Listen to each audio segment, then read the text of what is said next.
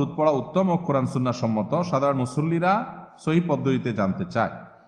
দেখুন, দুরূদ পড়া অনেক ফুকাহা কেরামের মতে জীবনে কমপক্ষে একবার অন্তত পড়াটা আবশ্যক, না পড়লে গুনাহগার হবে। যেহেতু আল্লাহ তাআলা কোরআনে কারীমে নির্দেশ করেছেন, ইয়া আইয়ুহাল্লাযীনা আমানু সাল্লু আলাইহি ওয়া সাল্লিমু তাসলিমা, এজন্য দুরূদ পাঠ করতে হবে। কিন্তু দুরূদ পাঠ এটার জন্য সবচেয়ে উত্তম ভাষ্য, দুরূদের সবচেয়ে উত্তম ভার্সন হলো দুরূদ ইব্রাহিম। নবী করিম সাল্লাল্লাহু আলাইহি ওয়াসাল্লাম সাহাবীদেরকে এই দুরূদটাই শিখাইছেন। কেউ দুরূদ জানতে চাইলে তিনি এটাই তাকে শেখাতেন। একটু পড়তে বেশি সময় লাগে বড়, কিন্তু সওয়াব ওইরকম বেশি। আর সবচেয়ে সংক্ষিপ্ত দুরূদ হলো সাল্লাল্লাহু আলাইহি ওয়াসাল্লাম, এটা হলো সবচাইতে ছোট দুরূদ। এই দুইটা ছাড়া আর বাকি আপনি আপনার যে কোনো ভাষায় নবী করিম সাল্লাল্লাহু আলাইহি ওয়াসাল্লামের জন্য যদি দোয়া করেন, আল্লাহ আপনি আপনার রাসূলের প্রতি শান্তি বর্ষণ করেন, তার প্রতি আপনি অনুগ্রহ নাজিল করেন, তাহলে এটাও দুরূদ হিসাবে গণ্য হবে। তবে উত্তম হলো ওই যে নবী সাল্লাল্লাহু আলাইহি ওয়াসাল্লামের শেখানোটা, অর্থাৎ দুরূদ ইব্রাহিম। এর বাইরে আমাদের সমাজে অনেক রকম দুরূদ আছে। দুরূদে নারিয়া আছে, দুরূদে তুনাজ্জিনা আছে, দুরূদে লাখি, দুরূদে হাজারি, দুরূদে অনেক রকম দুরূদ আছে। এই দুই দুরূদগুলোর কোনোটাই নবী করিম সাল্লাল্লাহু আলাইহি ওয়াসাল্লামের হাদিস দ্বারা প্রমাণিত। এই দুরূদগুলোর কথার মধ্যে যদি খারাপ কিছু না থাকে তাহলে আপনি পড়তে পারেন, সেটা জায়েজ। কিন্তু এটা পড়লে সওয়াব হবে বা অমুক উদ্দেশ্য হাসিল হবে, এতবার পড়লে এতবার নেকি হবে, এগুলো সব আমাদের বানানো।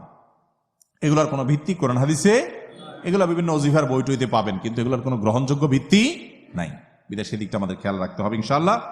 আর দুরূদ পাঠের জন্য আমরা যেরকম সিস্টেম বানাই নিছি, যে দুরূদ পাঠের জন্য কিছু মানুষ একত্র হয়ে কিছু জিলাপি মিষ্টি আইনি, তারপরে আমরা দুরূদ পড়ি সবাই সুরে সুরে তালে তাল মিলিয়ে, এটাও দুরূদ পাঠের কোনো পদ্ধতি নয়। কারণ আমরা নামাজের মধ্যে দুরূদ পড়ি না, সেই দুরূদ পাঠের সময় কি আমরা সবাই জোগাড় দিয়ে একসাথে পড়ি? মিছিল করে করে পড়ি? দলে দলে পড়ি? কি করি? যার যারটা শেষে পড়ি। ঠিক একইভাবে নামাজের বাইরেও পড়বেন। নবী করিম সাল্লাল্লাহু আলাইহি ওয়াসাল্লাম কিংবা তার সাহাবীদের কেউই কিন্তু দলে দলে একসাথ হয়ে সবাই মিলে দুরূদ পড়ছেন আমাদের মতো এরকম আমরা যেরকম মিলাদে পড়ি, এরকম কোন পদ্ধতি সাহাবীদের মধ্যে ছিল, এরকম কোন জাল হাদিসও নাই, সহিহ হাদিসও পড়ার কথা কি বুঝাতে পারছি? অতএব দুরূদ পাঠের জন্য লোকজন ডেকে এনে এরকম মিলাদ মাহফিল করার শিক্ষা ইসলাম আমাদেরকে দেয় নাই। আমরা নবী করিম সাল্লাল্লাহু আলাইহি ওয়াসাল্লামের আলোচনার জন্য একত্র হতে পারি, সেটা ঠিক আছে, কিন্তু দুরূদের জন্য একত্র হওয়ার দরকার নাই। যার যারটা শেষে করবে। আবার সেটার জন্য নির্দিষ্ট ফরম্যাট ঠিক করে দুরূদ পড়তে পড়তে আবার হঠাৎ দাঁড়ায় যাওয়া, নবী এসে গেছেন মনে করা, এগুলো সবগুলো আমাদের বানানো। আল্লাহ আমাদেরকে বোঝার তৌফিক দান করুন। যে আমলটি করার বিশেষ কোনো পদ্ধতি শরীয়ত ঠিক করে দেয় নাই, সেটার জন্য নিজেরা কোনো বিশেষ পদ্ধতি বানিয়ে নিলে সেটা বেদাতে পরিগণিত হবে। দুরূদ আপনি দাঁড়ায়ও পড়তে পারেন, বসেও পড়তে পারেন। একা একা পড়ছেন, ঘটনাচক্রে কয়েকজন একসাথ হয়ে গেছেন, সবাই দুরূদ পড়তেছেন, সেটাও হতে পারে। কিন্তু আপনি সিস্টেম বানালেন না, আমরা মিলাদ পড়তে হবে, তাহলে মিলাদ কোনোদিন একা হয়? তাহলে এবার কিছু মানুষ লাগবে, সাথে কিছু জিলাপি লাগবে, আগরবাতি লাগবে, গোলাপ জল লাগবে, আর কিছু পয়সা লাগবে হুজুরের। এই হলো মিলাদের রেসিপি। মিলাদের কি রেসিপি? তো এই রেসিপি আপনাকে কে দিছে ভাই?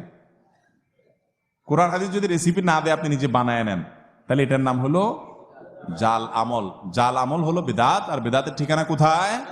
জাহান্নাম। যদি থাকে কোথাও তো নিয়ে আসেন। কোথায় আছে দেখেন, যে হুজুর আপনার পড়তে হলো, বলবেন হুজুর কোথায় আছে? হাদিসের জোড়া তালি দিবেন না, জোড়া তালি বুঝেননি, এখান থেকে একটা ওখান থেকে একটা নিয়ে তালি দিবেন না।